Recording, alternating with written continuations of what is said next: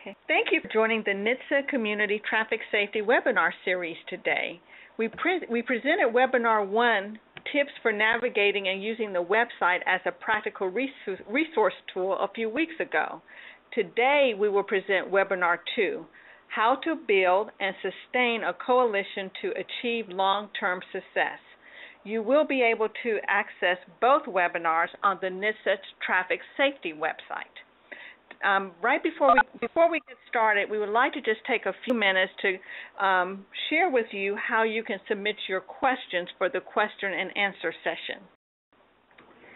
You will notice at the top of your viewing desktop there is a green bar that says Viewing CMI Meetings Desktop. If you click on this bar, you'll be given a chat option in the upper right corner. If you click Chat and then click in the screen, you will see there's a CMI Meeting option. So if you click CMI Meeting, you should get an option to send in your questions at any time during this meeting to the presenters or the facilitator. Okay, great. Thank you, Irene. So please take advantage of using that tool. Any of your questions, anything you have to say is very important. We're so excited to have each of you on the line today.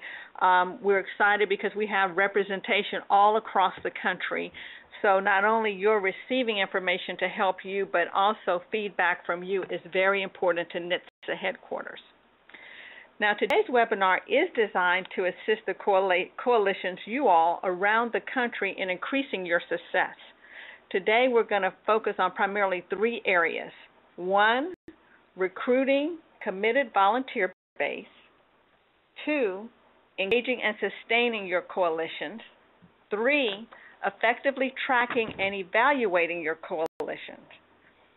Now, what I would like to do right now is just take a moment to introduce the presentation team. We have Sharon George from Region 5, and Sharon is going to cover the first segment. Sharon works at the Starks County Sheriff's Office as the Safe Communities Coordinator. One thing I can say about Sharon, in addition to her being employed there for over the past 15 years, is Sharon has been very successful in building and gathering strong teams. So we feel like you're going to get some really good information from her in terms of that first segment of recruiting a committed volunteer base. Our next presenter is Andrea Atran from Region 4. And Andrea is the Community Traffic Safety Program Manager for FDOT. Andrea has a track record, and it's been very exciting learning about her accomplishments in terms of best practices she's been a part of in terms of engaging and sustaining portion of building success. And last but not least, we have Sam Aguirre, who will be presenting last. And Sam is from Region 6. Sam was previously worked in many different areas, including traffic safety lead worker, traffic safety specialist, assistant traffic safety specialist, as well as conducted quite a bit of training. Sam has recently been promoted to the traffic safety supervisor at TxDOT. And it's been interesting learning, too, about Sam and his passion for his coalitions, as well as some things that they've done in his region that have been creative in terms of tracking and growing your program. So we're very excited that we have a very good, strong team here today that we believe you're going to get some information you can take back and apply. And to round off the presentation team, I'd like to introduce myself. I'm Royland Reed with Consumer and Market Insight, CMI. We're the contractor for the NHTSA Community Traffic Safety National Service Center. With that, I would like to introduce Paula Bauer, who is the Program Manager at NHTSA headquarters, who will say a few words to you at this time. Paula? Yes, thank you, Royland. Hi, everybody, and thank you for joining us today for this second webinar. Just want in advance, just want to thank you all for joining us and thank our speakers in advance and our team for working so hard, not just for today, but over the last 5 years in this contract agreement.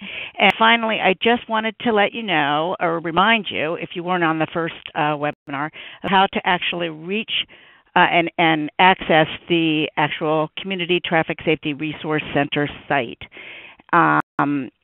If you go into the actual NHTSA homepage, www.nhtsa.gov, and then there's two ways to access us. Either go up at the top bar under Driving Safety, and you'll have a drop-down menu, and you will find Community Traffic Safety, or you can go look at the sidebar and scroll down, and that'll also access Community Traffic Safety. So we hope you're pleased with that. And with that, I'd like to pass it on to our speakers and get going. So I'm really excited. Thank you.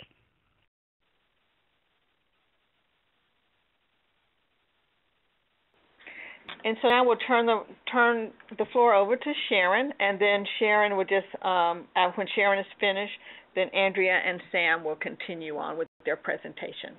Okay. Sharon?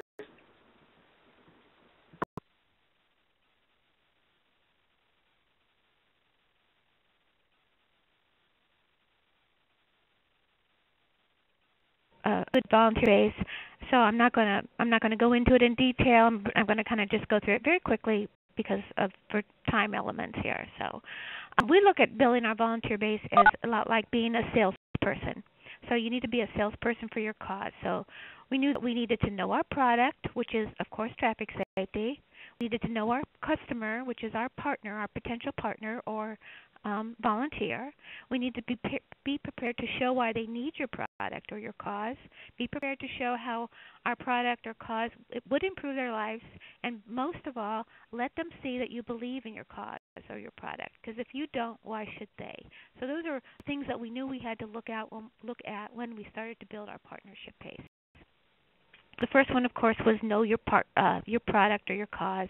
You need to be able to describe what the traffic concerns are in your area, what your group does to address these concerns, and what are the intended outcomes of your efforts.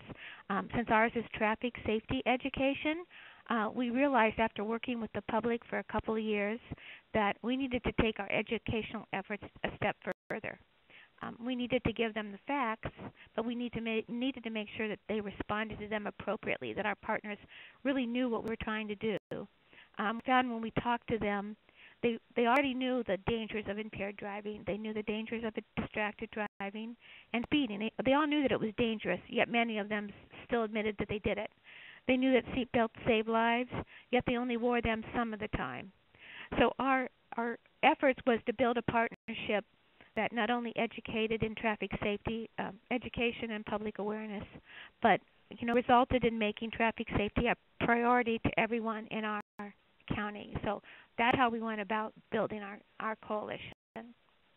The next thing we knew we had to do was know our customer, and that's pretty easy. Whenever you're addressing a partner or someone that you want to get involved in your coalition, you needed to know what was important to that group or person.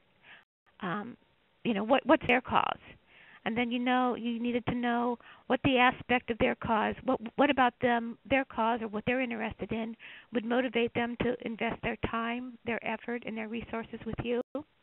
We knew we had to know how our partnership would benefit them. So those are all things that we looked at, that we knew when we went to initially make contact with volunteers or a partner base. We knew we had to be able to describe that to them. And we knew we had to prove why is our cause important to them. So there are a lot of reasons why our cause could be important to them. Saving lives, protecting family members, reducing traffic crashes. The list goes on, and it's all on the slide. As a salesperson, we needed to be able to convey why it was important to them. And we needed to be able to tailor our request to that group that we were addressing. And what I mean by this is when we were speaking to parents, we knew we had to address the safety of their children, safer roadways, or family safety. if we were speaking to businesses, we knew we wanted to discuss the the benefits of the economic cost of what does a traffic crash cost them, their bottom line, or what could being a partner with us help? How could that help their public relations for their business?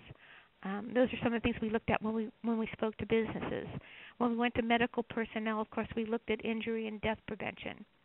So basically, what we knew we needed to do was to speak to them where they live. We needed to answer the question, why should I care? Because that's what we had to, get across to them. And next one, we needed to prove how our cause would improve their life. And this is probably one of the most important ones. We needed to show to them what they would get out of being a part of our coalition. Why was it important? So what we did was we tried to design our programs so everyone around our table felt that they not only brought something to the table, but they were taking something away. And I'm going to give you just a few examples of how we tried to do this. One is our beverage distributors and our liquor license holders, which is strange. I know some of them wonder why you have a partnership with them. But in Stark County, our fatal crash rates for impaired driving are higher than the state average. Our BACs are 2 to 3 times the legal limit. So we had a real problem in Stark County with impaired driving. So we knew we needed to look beyond the normal, simple educational campaigns. And we knew that our servers could be our first line of defense against impaired driving. So we looked for ways to bring them to the table. And we actually have a program that was designed to provide businesses who sell and serve alcohol with a toolkit that helps them develop effective server policies. We also provide free state-certified server training, which is actually paid for by our beverage distributor. And we provide signage and educational materials with our impaired driving messages. What a result of this partnership, many of the businesses that sell and serve alcohol now require their employees to be server trained. They support our programs in ways such as during our campaigns, they provide free non-alcoholic drinks to designated drivers in the group. So this only formed a good partnership with these people, where instead of being on opposite sides of the issue, we actually worked together to assure success for both of us. We did not approach them with the message, you're responsible for impaired drivers. But we explained the consequences to the public and the business and the servers, and we asked them, what can we do together to address this danger? So it really worked well for us. And another result of this program was, I don't know, here in Stark County we have the Professional Football Hall of Fame, and actually every August we have about 2 weeks of partying in our county when the Hall of Fame enshrinement festivals happen. And the Hall of Fame actually made it mandatory for all their volunteers who work the festival events to be certified in server training. The Canton Charge, which is the farm team of the Cleveland Cavaliers, has also had their employees who work the games here at our Civic Center to be trained. So, we built partnerships with them that, they help us in programs, but also take our program back to their business and they carry out our work for us, kind of. So that's worked really well for us. And on the other hand, we also have a great partnership with our prevention and our treatment specialists. We learned early on that we needed a certain level of expertise to deal with impaired drivers as it relates to addiction and substance abuse, since our rates were, so high. So we benefited from the prevention and treatment people. They have a really big passion for their cause, and we benefited from their passion and their expertise to their cause. And in turn, we've given them opportunities to get their message out and be heard. And in addition to benefiting from their knowledge on that subject, we've also embraced traffic safety. They've also embraced traffic safety into their programs. So one of the outcomes of this partnership is we have a facility that is actually a treatment facility where young adults and teens are sentenced for alcohol and drug offenses. And since many of these offenses that they were sentenced for happened while they were driving a vehicle, the treatment facility has made traffic safety part of their normal treatment program. So we go in every quarter and we actually present to these people our traffic safety message. So they've kind of helped us, and they've incorporated our traffic safety message into their actual treatment. So that's a great partnership because it's one that gets our message out and we're not doing the work. We've also partnered with our universities and their student groups. We have what we call a Start Smart program here in the county. It is it's a comprehensive program. We have a lot of hands-on activities. We have an impaired driving vehicle, and we have a driving simulator, brake reaction timers, and a lot of different hands-on things that we go in and do programs. So the university, not only are we taking these programs into the university and using them with the students are actually using this program as senior projects. And they've designed programs that they present on campus or at local high schools. So they're actually designing a program or a program on safe driving as a project for their senior year. They're investing their time in it, and they're researching traffic safety. So they're learning a lot about traffic safety as they go. This increases our peer-to-peer effort. The students do a lot of the work for us, and it's just been a great partnership. In fact, one university media class has actually made us a project for a semester, and the students were assigned to design contests and surveys and memes and prezzies and a lot of other things I don't personally understand for our group for a grade in their class. And so what happens when we partner like this is the students do the research and they invest their time in this. And we're hoping that at least with some of them, it will stay with them and traffic safety will be important to them. We also use the program in the high schools, the Start Smart program. And we have partnered with a local business who funds student design materials. So the students actually get to design their own traffic safety billboards and bus boards and banners. What it does, but once again with the high school students, is it involves them in the process. It increases our peer-to-peer influence. It works a lot better when our message is coming from a student to a student, and it helps the students to take ownership of the issue. We found that if they design the message and it's theirs, it means a lot more to them than if we just go in their school and hang a banner that a pre-printed banner that we've put up. So this has worked really well, not only with the high school students but the staff, because the staff knows that sometimes they've taken our billboard design or something and made it a class project. So it involves students on a regular basis. So that's worked really well for us also. And other things that we do, and I can't go into everything, we have a workplace driving safety program and a toolkit that brings businesses to the table. We work closely with our law enforcement on different campaigns, but we also have a Traffic Officer of the Year award. And this is actually to recognize officers who are committed to both traffic safety enforcement and education. This has been a very successful tool in motivating our law enforcement officers. Sometimes, officers are recognized annually for working on big cases like robberies or homicides or drug bust. Sometimes traffic safety can be kind of like a stepchild. It's not a very popular thing with the public, so this actually reinforces the fact that traffic safety enforcement is important, and we appreciate it.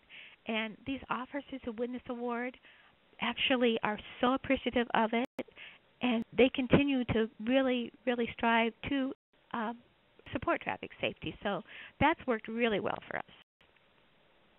Other groups we work with, of course, are traffic safety organizations and medical personnel, and the list goes on and on. We're actually currently in the midst of 2 new projects to involve more of the victims and the victim families in our program. We wanted to bring them to the table because their message is very effective.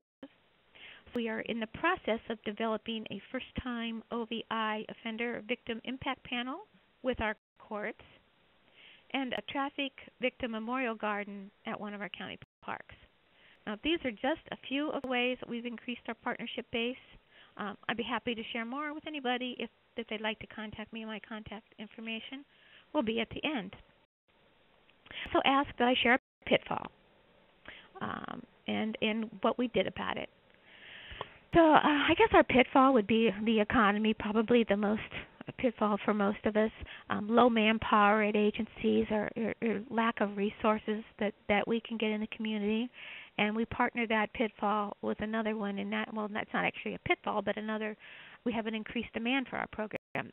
The more our program gains recognition, the more requests we get. So we were faced with lower manpower and resources and higher demand for our program. So what did we do about that? Well, we did two things. The first one was we decided we needed to increase our volunteer base, so time commitment for individual members would be reduced. And once again, I'll use our Start Smart team as an example. When we do a complete program at one of our schools with our Start Smart team, it takes about 12 volunteers. We have 18 high schools in our county, and many of them request a prom safety program during April and May. During that time frame, it's not unusual to have 3 programs in that week. So we've approached all of our law enforcement agencies, our fire departments, our hospitals, and our coalition member agencies and asked if they would provide just one person to be trained in the program. By doing this and offering the training, the program becomes theirs. They take a bigger ownership in the program, and then we end up with more trained volunteers who may only have to work one time at one event during the prom season, unless they want to work more, and we never turn anybody away, but they only probably have to work once. And since they've been trained, they feel comfortable, they feel like they're part of the team, and our message that we're giving out is consistent because they've been trained in our message. Our second solution to low manpower was joining together and teaming up. And an example of this would be with our prevention and treatment specialty groups. They usually have campaigns that they do on their program during prom and graduation season, during Red Ribbon Week, during the holiday season, and that's the same times we were having our impaired driving campaigns. So we found that if we partner in these events, we not only save on manpower and expenses, but we're not competing against each other for attendees. We can reach a larger number of the public with our message.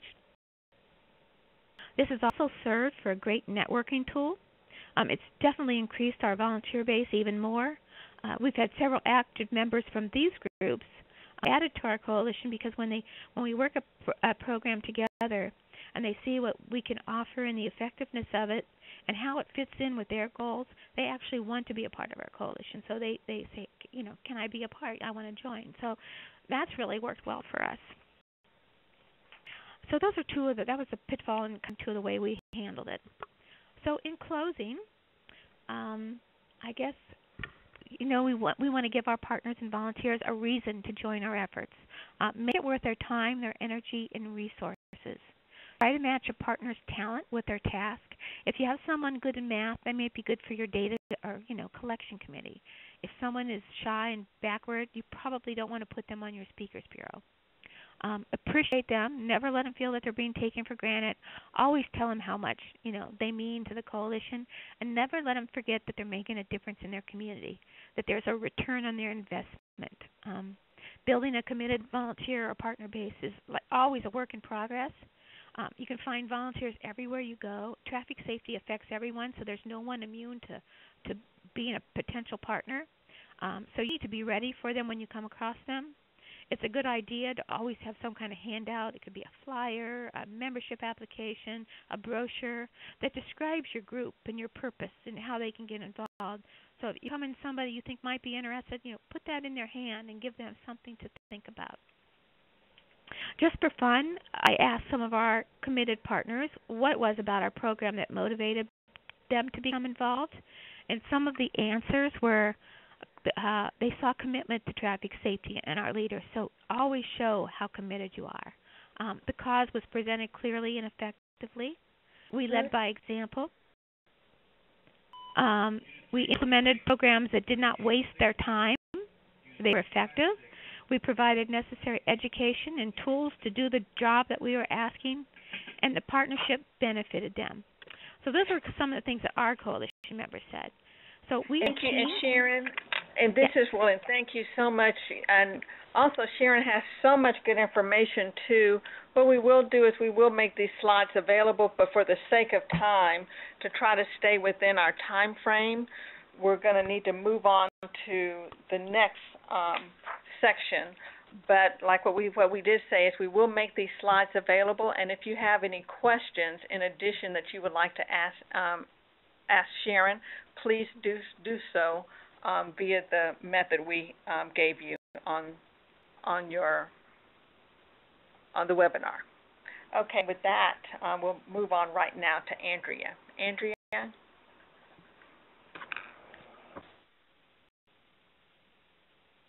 See the traffic safety program in Northeast Florida. The population of the area is more than 1.7 million. It's an urban and rural mix of 18 counties covering nearly 12,000 square miles. If we could go on to the next slide. Cities include Gainesville, Jacksonville, Lake City, and St. Augustine. Their needs are different and their populations diverse. We cover all aspects of traffic safety. We cover roadway concerns, occupant protection, driving under the influence, ATV safety, bike and pedestrian safety. We work on education on roundabouts and sharrows, and of course more. You need to know your partners and meet their needs. We're all in the injury prevention business. Safety sells, we're value added, and we're subscription free. I'm very fortunate to have a wonderful network of community partners without whom the programs that I'm going to discuss would not be possible. Their commitment and efforts have made all the difference to the success of our traffic safety network. It's my experience that if you offer great programs, the partnerships come and your network will grow. And speaking of networks, we really need to think about ours. If you go to the next slide, you're going to see a photo of our website. And I know it's very common today that everyone will want to talk about social media.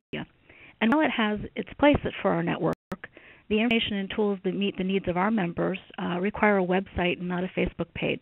As I said, one of the things that's covered in each of our monthly meetings, of course, is roadway concerns. And if you look at the slide, you can see we have a block for that. And, with the new technology, of course, a lot of our members have had to be able to input those while using pads or laptops or even their iPhones.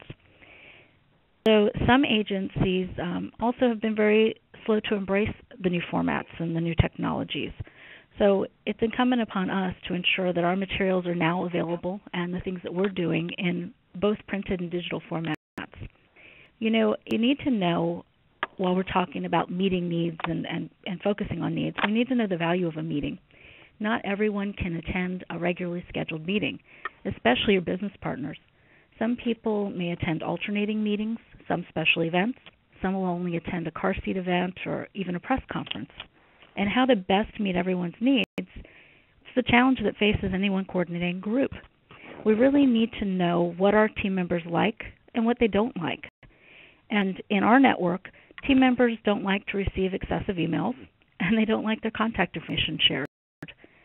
And you need to make sure that you are providing an opportunity for your team members to give feedback in a variety of ways. And a quick web-based survey, it's a great free tool that everyone should be using. Let's talk about network, growing your network and your public and private partnerships. To meet my goals, I realized that I had to go beyond the traditional community traffic safety team audience. We've all heard the E's: engineering, enforcement, education, and emergency medical services. I sought some unexpected community partners. The program, our coalition, was a hospital, a car maintenance chain, a marketing firm, and a top local radio station. Over the past several years, these partners and others like Landstar, Publix, Winn-Dixie, insurance companies, realtors, and restaurants, they all donate their time and resources towards promoting traffic safety. You can never stop recruiting. And you need to be paying attention to the latest national and statewide partnerships and strategic plans. You can promote these shared interests at the local level. Share a copy of the letters of agreement, the strategic plans, and the press releases. Bring those partners to your table.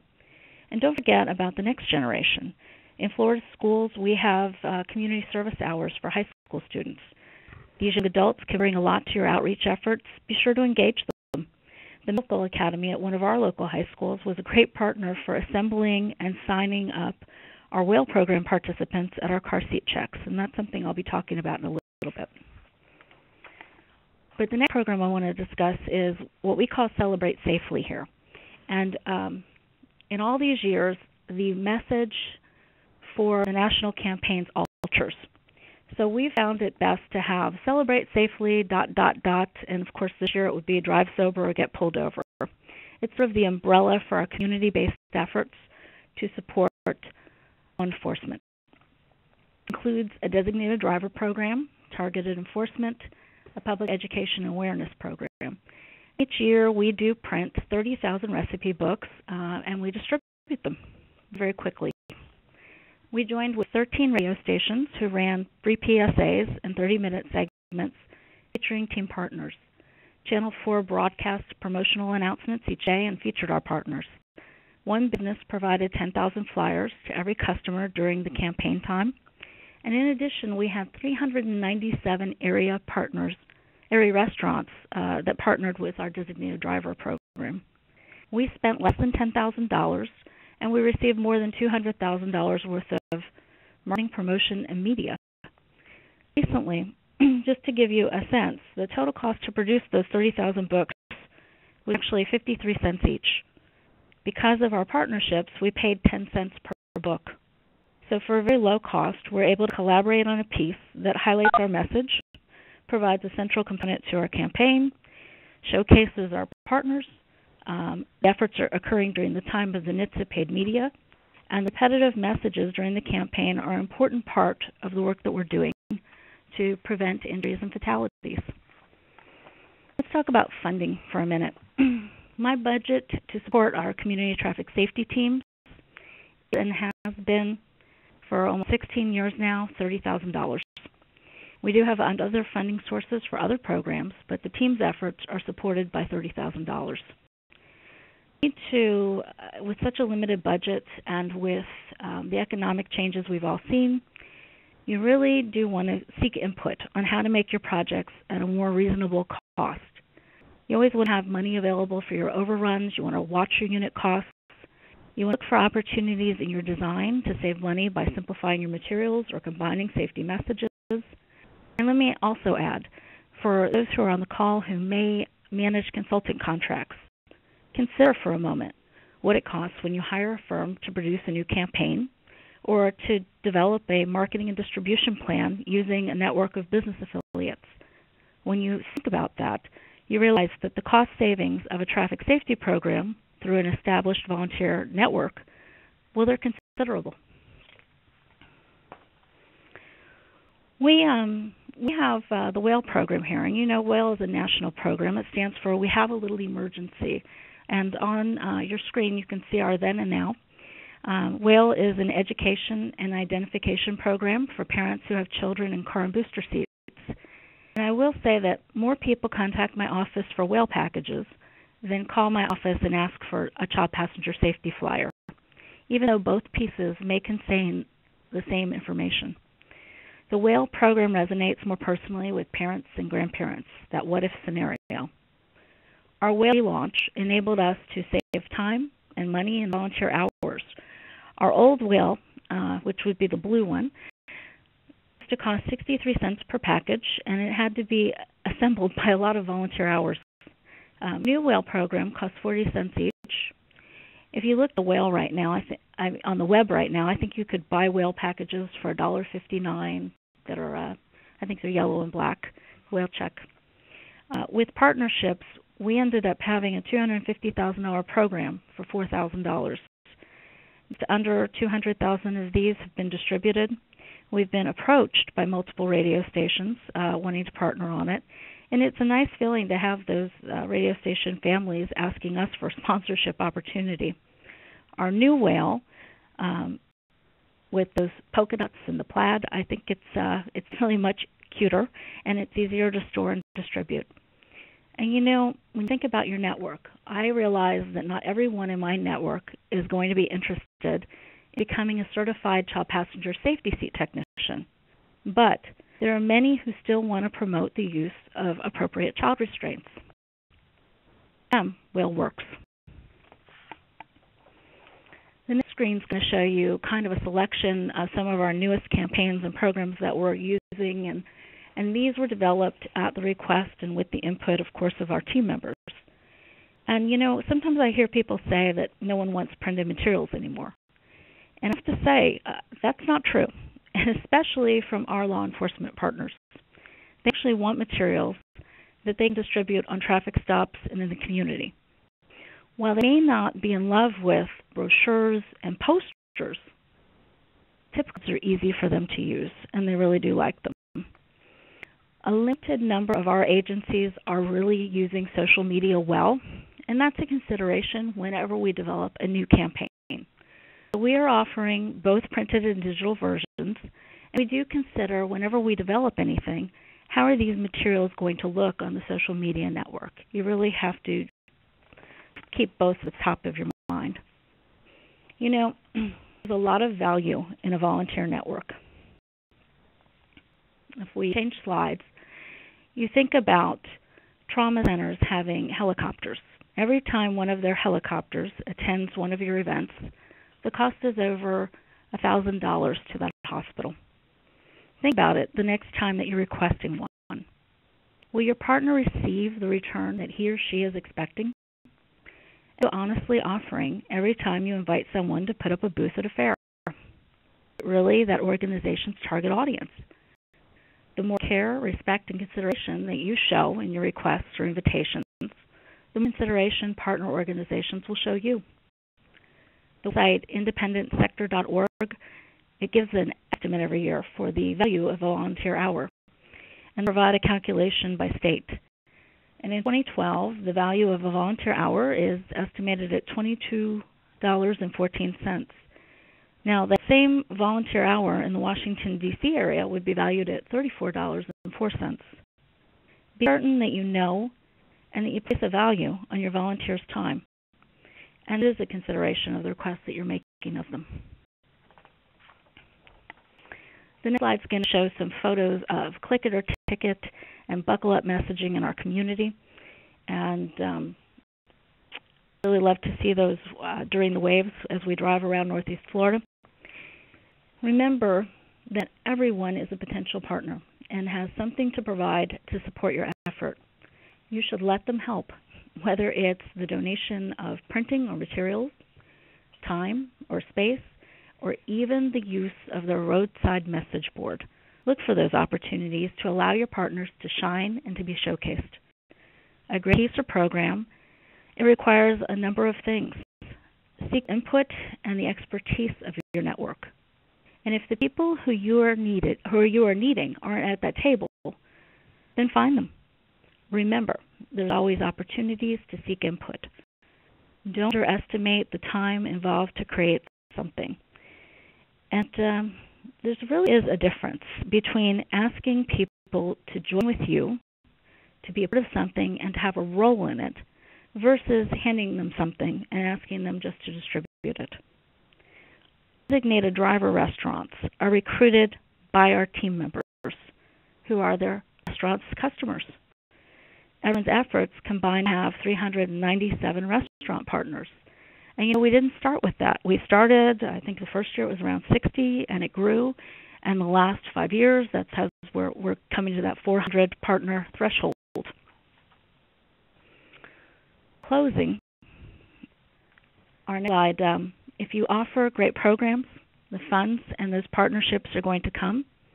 People like to be connected to things that they can see and they can articulate and communicate and that speak to their passions. Be prepared for change, because change always occurs. Take a look at what you're doing. Seek a variety of opinions. Really consider which of your programs are appropriate for partnership and was it best to not have sponsors. And there are times. I mentioned our whale program earlier. When we relaunched to the cute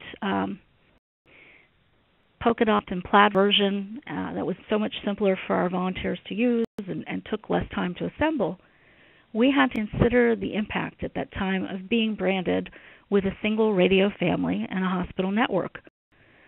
We're actually limiting the program's distribution in Northeast Florida.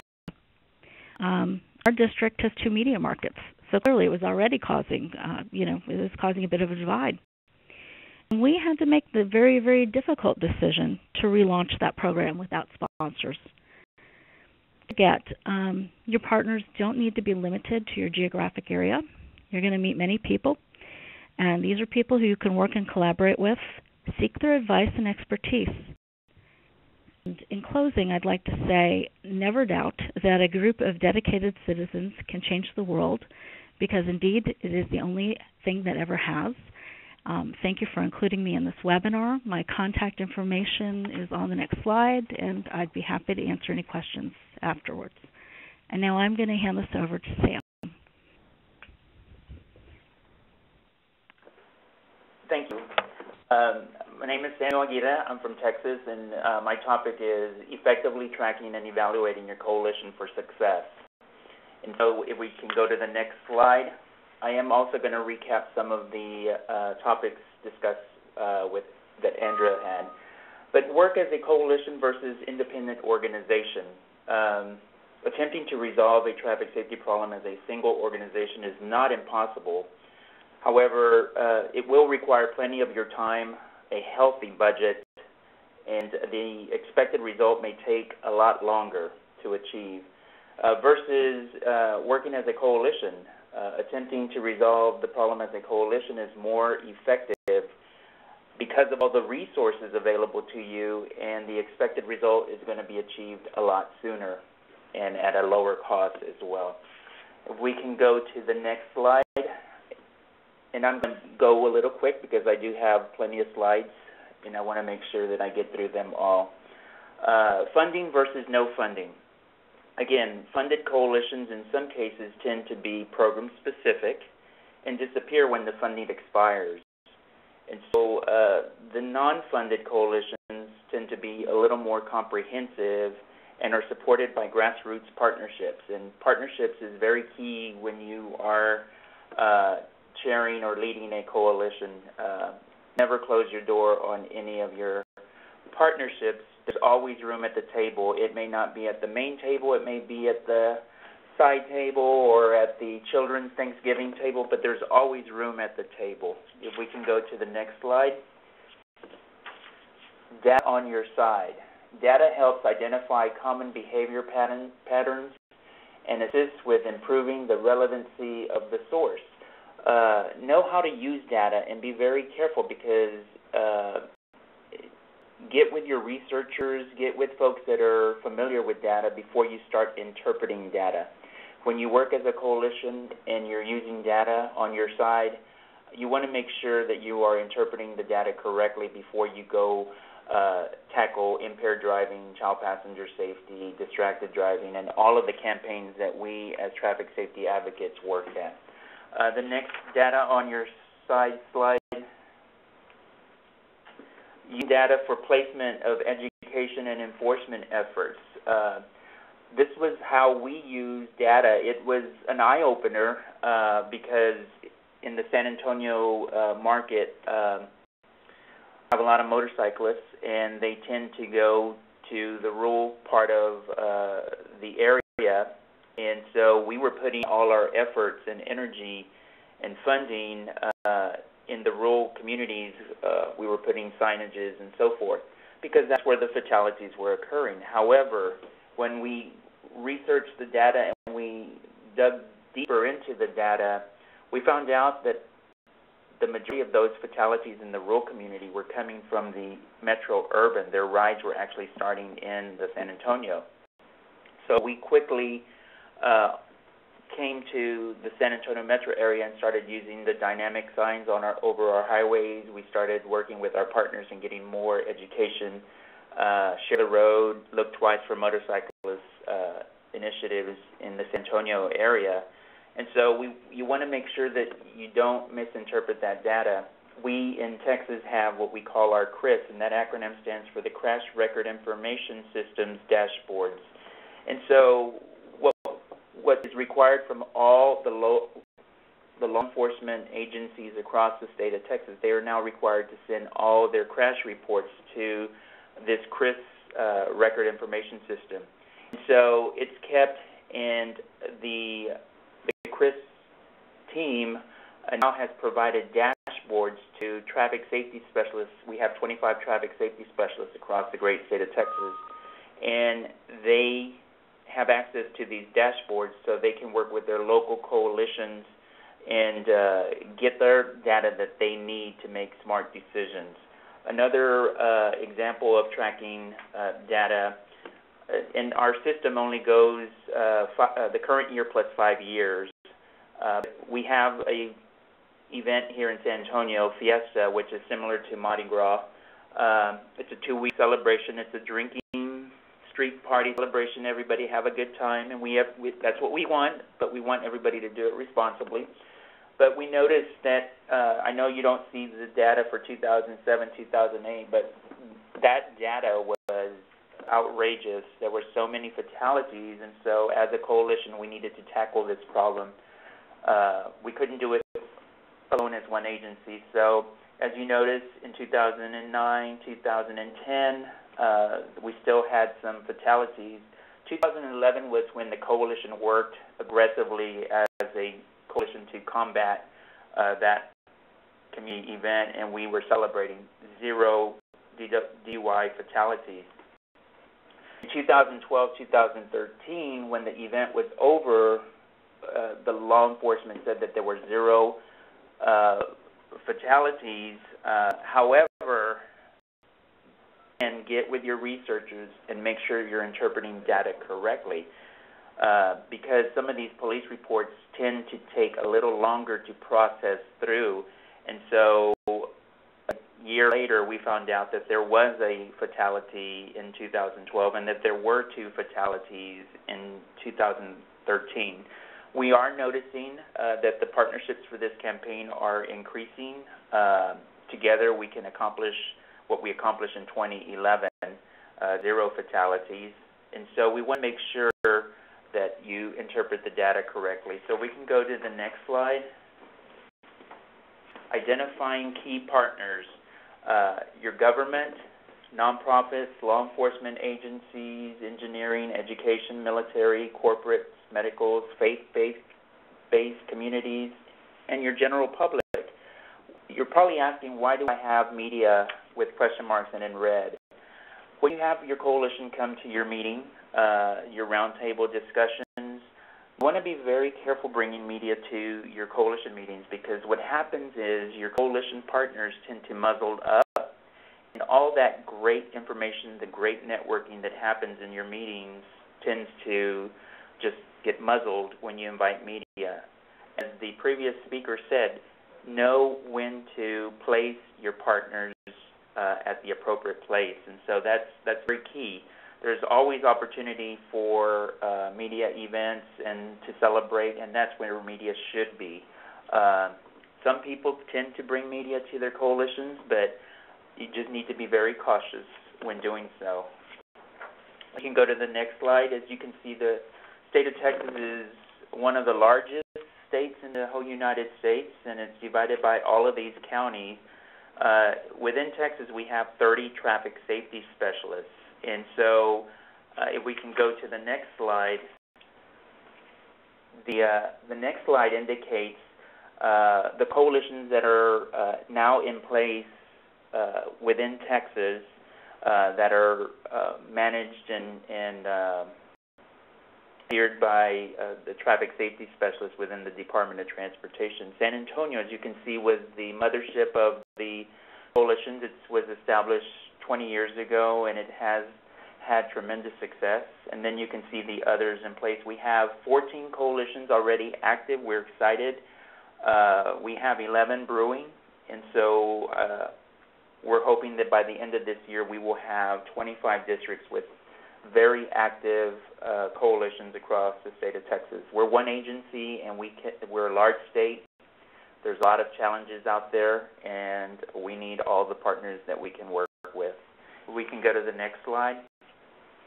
I'm just quickly go over some of the accomplishments of what the districts that have coalitions in place. Our Abilene district is a small city district, and they have 31 attendees from 27 agencies.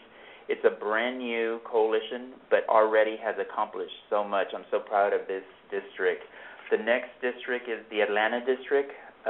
This coalition is 30 attendees from 17 agencies and 7 schools, and all of their accomplishments are there. Their future goals are listed. Again, I'm not going to go through all of them for the time commitment. The Austin district is the next slide.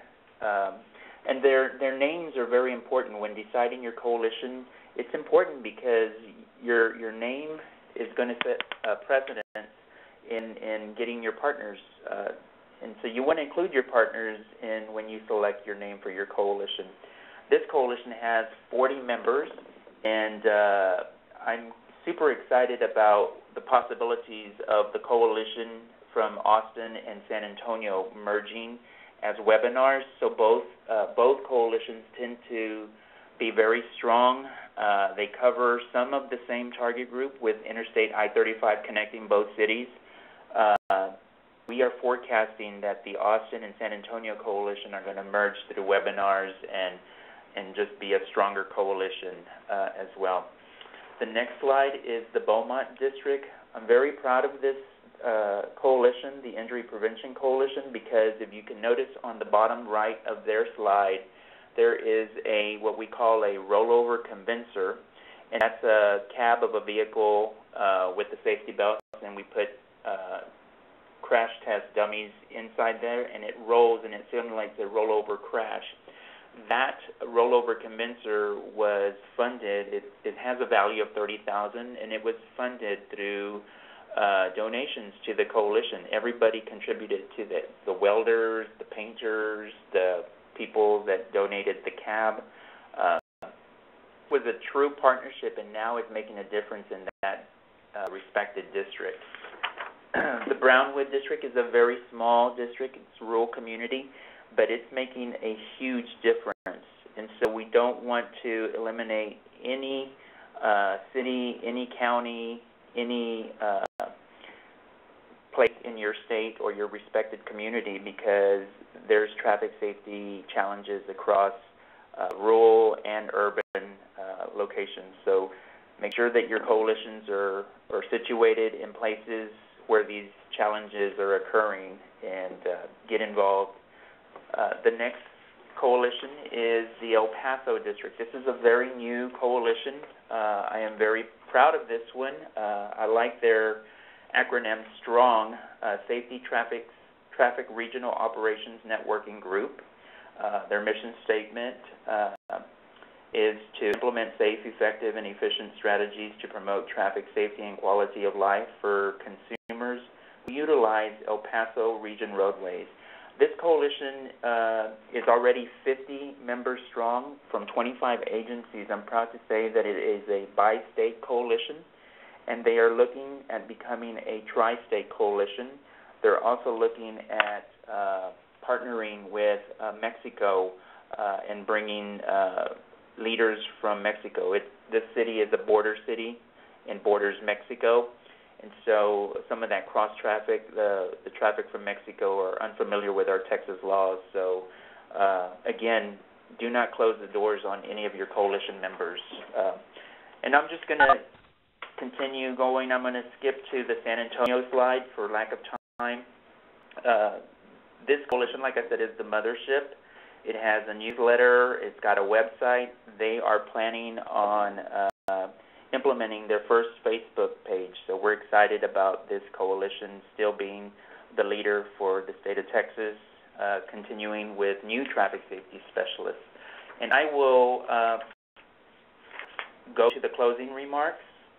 Again, my closing remarks, we want to make sure that we identify the problem, you inventory your coalition resources, you think inside and outside of the box, but always within policy.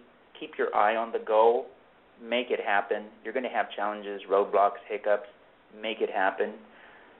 Lives are being lost, and your coalition and your efforts depend on it.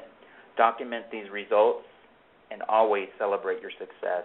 Again, all the slides will be available to you. If you have any questions, I'm always available to anybody across the U.S. Thank you. With you, Sharon, Andrea and Sam today. And also thank you for your questions. We will have our presenters answer a few questions and we will post them. But in the closing remarks, I would like to leave with you today is today you've heard examples from coalitions from 3 different regions. There are many of you all out there doing great work in your communities. The goal of the NHTSA Community Traffic Safety Center is to provide you with resources such as the website, webinars, and other resources to support you in your community initiatives to make a difference.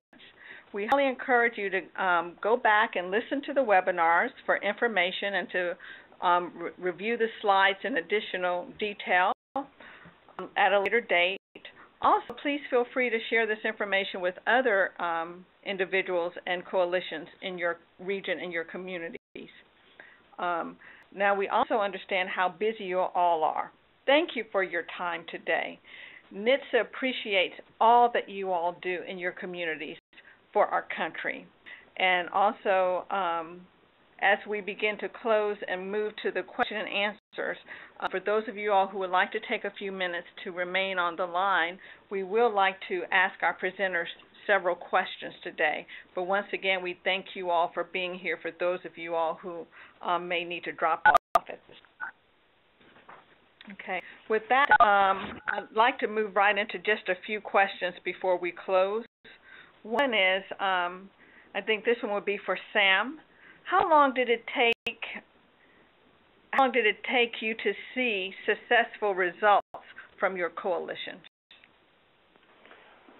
It didn't take long at all. It was immediately. The minute we had a coalition member attend the first meeting, we knew we were on the right road to success when you had a partner at your meeting. So immediately.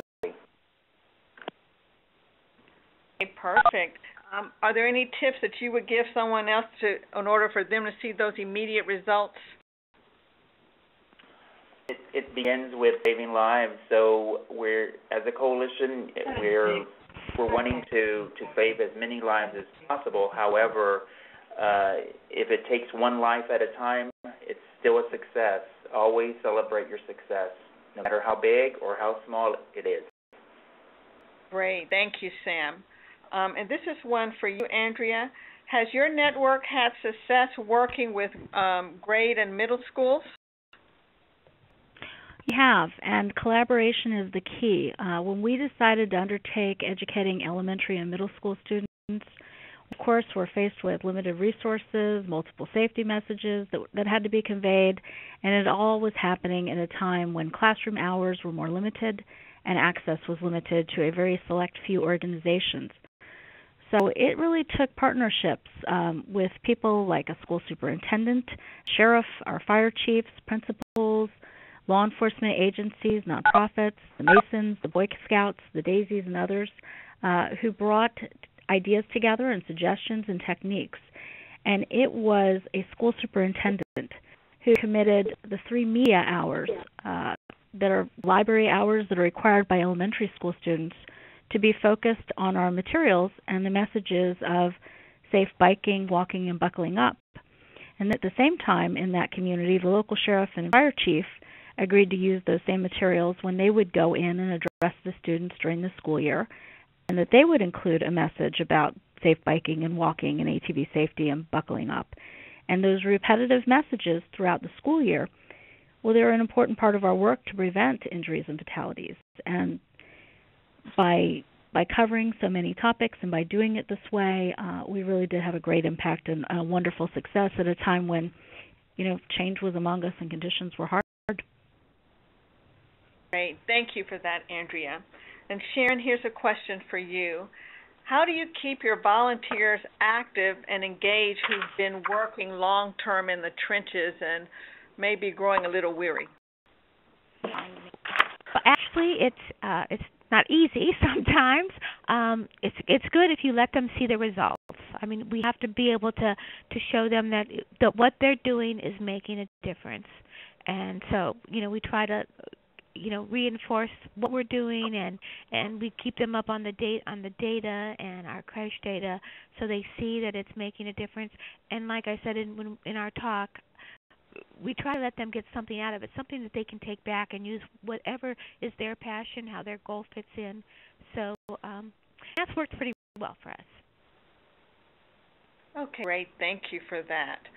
Sam, here's, I think, a question for you. In looking at just tracking your, why is tracking your specific coalition so important? It's important because you need to track your successes. You also need to track your challenges as well. If you're not tracking and you're not, you won't be able to either continue with a successful program or make that decision to tweak it and or try a different approach. So using data to your benefit and tracking, again, your successes and your challenges is very key to saving more lives. As the example I mentioned during my presentation, we put all our efforts in the rural area because that's where the fatalities were occurring. However, the motorcycle rides were beginning in the metro area, so we quickly got that data and moved and covered both bases. So those are decisions that you need to make when you're using data, and make sure that you're effectively understanding the data, because data can be interpreted many ways. So, and then having these discussions with your coalition members is very key as well. Okay, and thank you, Sam. And here's a question too, just in closing. I think all three of you all might have a little bit to share on, and it looks like from someone who's new and starting up a coalition. So it has several components. It says, and it is addressed to everyone or anyone. We have the data and counties identified where we want to move first for our safety coalition. What is the first step to building the coalition? Do we reach out to those we know and talk, or do we print up some flyers regarding the meeting and ask partners to distribute them? What else do you recommend for us?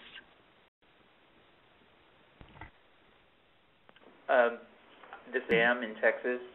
I think you're on the right track. Using data to identify that there is a challenge or a problem in your community, and establishing your partners. Get that meeting going, and once you have your group in place, your group is never complete. It's always growing. And so I know when I first started my coalition, I only had one partner show up to the first meeting. It was very disappointing, but then I thought about it some more and said, you know what? One person showed. That's one more person that I didn't have before, and that was my starting point. From then, that coalition took off. So use your data, use your partners, and celebrate your success. Andrea, Sharon, would you all like to add anything to what Sam has already said? Well, I would. I think I covered the typical E's, and those are the groups that you want to start with. Those E's, and I think Sam had a slide that had a great list of those partners you want to focus on. And I would start with a letter to them. And just as I had alluded to in my remarks about the strategic plans and the partnerships that are already existing for you at both the national level and the state level, people need to know that you want to work with them, and they need to know why. And there are a lot of organizations that have already committed at other levels. So when you do reach out at the community level, you have a vested interest. You're joined, and it's a process, and it's emails and phone calls and letters, but you do have to start with that legwork. Thank you for that, Aaron. And I think all that's great, and I just think you need to remember who you're talking to and tie their cause into yours, because if you can make them coming to the table something that they can really buy into, they're going to come. So great. And the last part that I want to bring up too in this question: what do you generally talk about at the first meeting?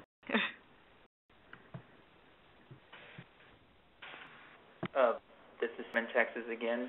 Typically, the first meeting is your foundation. What are we going to call ourselves? What are we going to focus on? What are we going to tackle first? And again, there's so many program areas that you can reach and touch on, but those are the starting points. Getting everybody on board, identifying your mission statement, and making sure that everybody concurs, and just get all your typical solid and foundation efforts out of the way with your first meeting.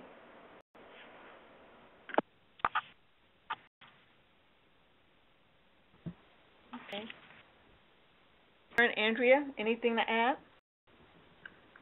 I would say that one of the things I always use when expanding into a new area is to bring some of our local or regional experts with me, people who can offer resources to the communities. Now, keeping in mind, I don't know what type of group. The question, if it was for a community traffic safety team or if it was specifically for a group focused on DUI, but if it's a community traffic safety team, then normally I'm bringing in some of our area experts. I'm coming in with some people who have multi-county jurisdiction. We're inviting some individuals in the community that I know are interested in the topic, and we're giving everyone some time on that agenda to talk about why it's important that we're building a team and why now is the time to have a team, and to introduce some of the various programs that we can afford and bring to the team. So from our standpoint, that's kind of what a beginning meeting looks like, and some of those elements come in every meeting. Okay, perfect. Any other comments? Sorry, I'd like to add one more comment as well. This is Sam in Texas again. One of the things that I'm coaching my team in Texas is to be very comprehensive. So these coalitions that are being established are going to be very comprehensive. We understand that there are several areas that need more attention, and those we identify on our agenda more frequently. However, we want to make sure that our coalitions in Texas are very comprehensive, and we're touching every traffic safety program area that is needed. Okay, great. And thank you so much for those comments.